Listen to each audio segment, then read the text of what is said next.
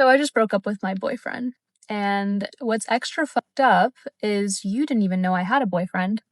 I was planning on coming on here this week and talking about it and being like, hey, if you feel like no one is ever going to accept you and love you for who you are, this is your sign that that's not true. And someone will. It's just a matter of time. You have to be patient.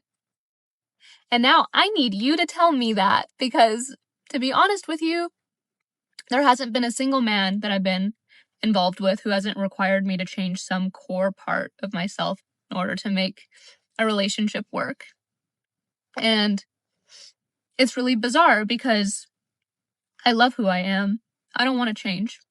It would be a shame. That's how I see it. So there's a lot to unpack here. Apparently, in every relationship she's been involved with, the men are constantly asking her to change certain aspects of herself. See it as like it would be tragic for me to change who I am. And my friends and my family feel the same way. They don't want me to change. Like, even though there are some negative parts to my personality, like, no one has wanted me to change. Okay. Now she's acknowledging the fact that there are negative aspects of her personality that she knows could require changing. However, she's saying that her family and friends telling her it's okay, that she doesn't need to change, that she's great and whatnot. This is a big issue with people, okay? If you have a friend, if you really care about somebody, the most loving thing you could do for that person is to give them the honest and brutal truth. Pandering to people, catering to their emotions. Again, there's going to be some degree of comfort that you're going to provide, but if you know they're wrong, you have to be able to call them out. If you're a true friend, if you're close with somebody, obviously this doesn't apply to every person you meet, but certainly it seems like she's talking about close friends and family. And if they're continuing to encourage her bad behaviors, they're not dealing with her in the same way a boyfriend is. And this girl doesn't realize that or doesn't want to acknowledge that because it's more convenient to take the reassurance without having accountability for her mistakes and her personality issues that are driving men away. This is not going to be a good recipe for relationships. Again, if what she wants is that, she doesn't have to change. If she really feels that this is a painful thing that is going to take away her identity, well, that's fine. You can be who you want to be. You don't have to change, but just understand that you are not going to be able to have a good relationship. And then suddenly, like, a man appears in the middle of my life like an alien, confused. Like, they just don't get it. And it really feels like my only two options are to change the core parts of myself that they require me to change, or to never achieve romantic fulfillment and never be in a long-term relationship that works for both of us. Well, she's exactly right about that, and I'm glad at least she knows her options. Again, family and friends are not dealing with the same things boyfriends are having to deal with. And I need you to tell me that there's a third option. So you said it yourself, a relationship that has to work for both of you. And if the men that you're encountering are telling you that whatever it is you're doing is not working for them, that's the biggest clue you can take from this. Because again, these men that are being honest and communicating with you are being more honest with you and kind and loving than your family and friends are. And you have to understand that. They're trying to say that to help the relationship. And instead, you take it as an offense and then you run to family or friends because they're going to give you reassurance, even though it seems like these are things that are hindering your ability to have long-term relationships, which it seems like that is what you want. But you have to be congruent in your behavior with what it is that you want. Otherwise, you're going to be stuck in this situation. And those are going to be your two options. You're just going to stay the way you are with your negative behaviors and enjoy loneliness, or you're going to have to grow and evolve and change and adjust yourself and make yourself more suitable for long-term relationships. But anyway, so I dug up a little bit into this girl, and I found she actually posted a video saying the things about herself that boyfriends are asking her to change. So let's play that up and see what she has to say. Oh, you want to know what my exes have asked me to change about myself that's resulted in me breaking up with Yes. them? No problem. He wanted someone softer. I'm not a mattress. Go lay on someone else. I'm too fiery and passionate when I speak, and I curse too much. I'm not changing the way I speak. In fact, I want it to get worse. On my vision board, there's a quote that says, I will feel it as deeply and express it as violently as I please. Very nice. I have no shame. I don't often concern myself with situations where I have embarrassed myself or offended someone. Of course, I try my best not to get into these situations, but it does happen, especially with my personality. And considering somebody is always going to misunderstand and someone is always going to think that you're cringe, it's not something that keeps me up at night ravaged with guilt and shame and regret. I think the real question is, why do the men that I associate with require me to feel ashamed of myself?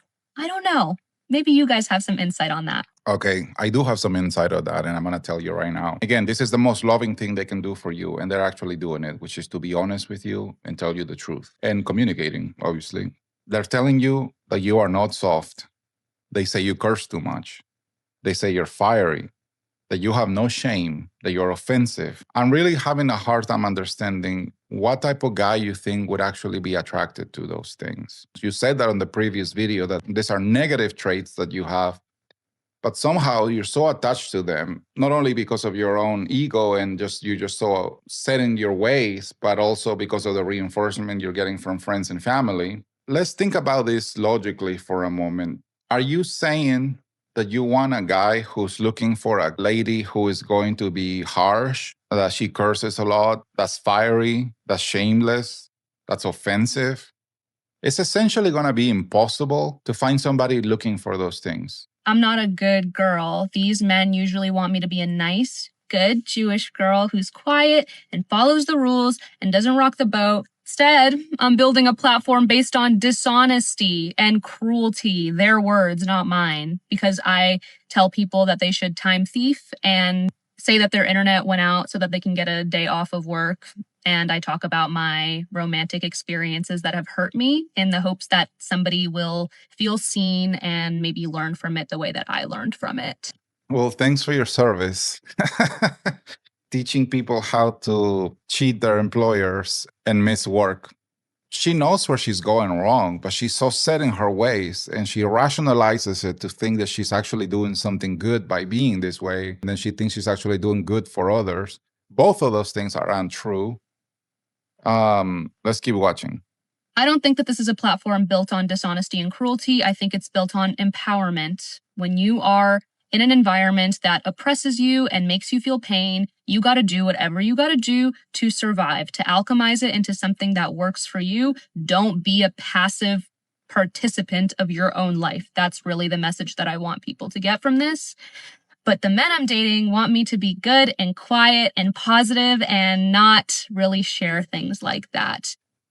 Again, I don't know what kind of guy she's looking for, but whatever it is you're looking for, lady, you're not going to find anything good. Whatever you think that that person is, if you really actually found such a person, it is not going to be good for you. Let's imagine that people are still posting ads in the newspaper of looking for the ideal person, right?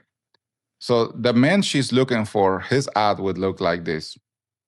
I'm looking for a female who is harsh, who curses a lot.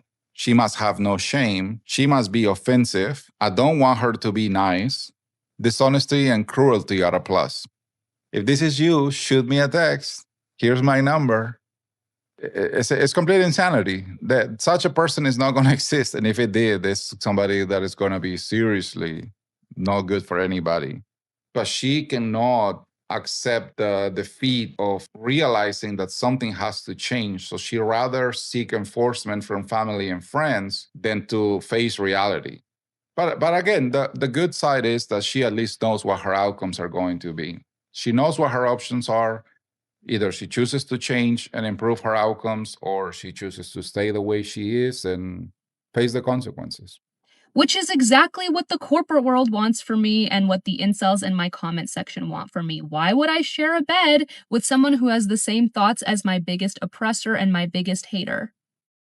It's interesting that she compares that to relationships, because in the same manner, a job will not be putting up with bad attitudes and people who are not doing their job and people who have negative attributes, they're not going to put up with that and they will terminate your employment. In that same way, your negative attributes in relationships are going to get you terminated. Having good relationship standards and values is not oppression. That is the most loving thing you can do for somebody, is to help them grow, to help them see what they're not seeing, to give them the gift of honesty, that so many people are not willing to give, such as this lady's family and friends. If you have a truly close friend, you you will know that you are actually close when you can actually say those things to them, because you're going to be comfortable enough and loving enough towards them to show them that grace and help them see the truth, even if it hurts. I'm really good at that. And a lot of people that I have spoken to in my personal life, at first, it seemed harsh to them and it was hurtful and they didn't like me. But in the end, with reinforcements in a positive way, again, I'm not saying go and start bashing and attacking people. You have to do this in a constructive way, but you have to be honest. You have to be brutally honest. You cannot beat around the bush, especially as a man.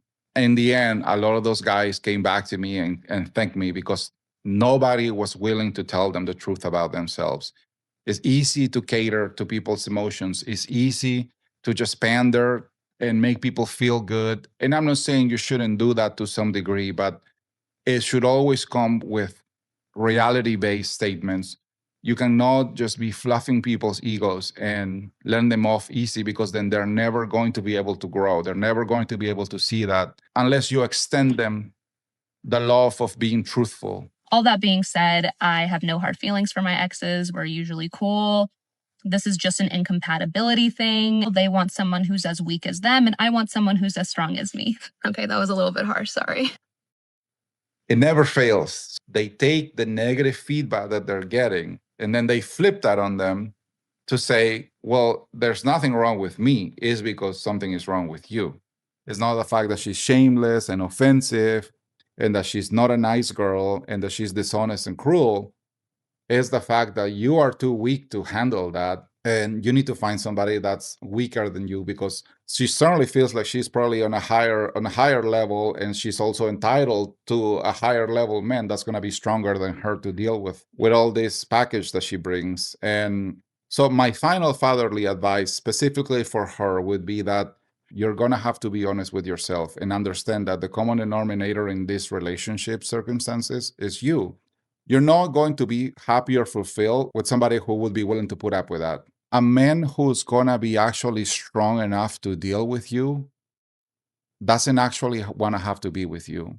Strong men are attracted to their counter opposite, which is feminine, soft, nice women. Apparently, you don't want to meet any of those requirements, and you don't even want to make steps towards those attributes. If you're looking for somebody to give you a message of hope and reassurance, I'm here to tell you that the only way you're going to be able to obtain that is if you do actually make those changes. And be grateful for those men that are telling you those things. Let me know what you think about this video in the comments, and remember to subscribe. I will see you on the next one.